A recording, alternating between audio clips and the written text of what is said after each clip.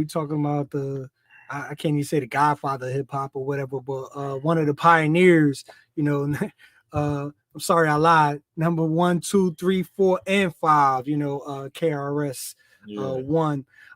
So when we talk about Afrofuturism and Futurescapes, when we talk about Afrofuturism and music production, there's a number of artists who have been doing, Afrofuturism and their approach and their narrative as we talk about shaping the future soundtrack.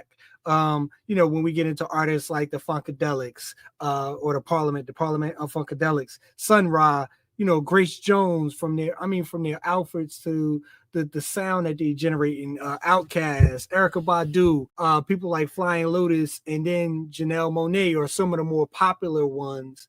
And their music has been able to touch. And a lot of people, like when we say Outkast, right? Outkast was one of those groups that touched on the futuristic aspect of it in their representation in their videos and AT aliens, you know what I'm saying? Like when we talk about fantasy, sci-fi, all of that, they infuse all of that into their music and everything. They had their comic book, they had their animation, and even their sounds had a nice blend to it and everything, where you get Janelle Monáe, who had a number of albums.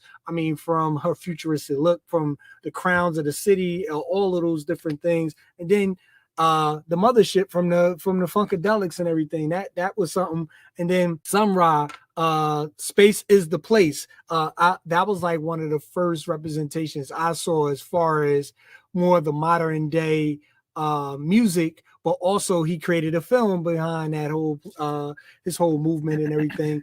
And that futuristic sound, the electronica, as far as the electronics, the beat machines. I think hip hop kind of even touched into the Afrofuturistic aspect when they went from live music to more of a digital, the 808s and all this other drum machines and stuff like that.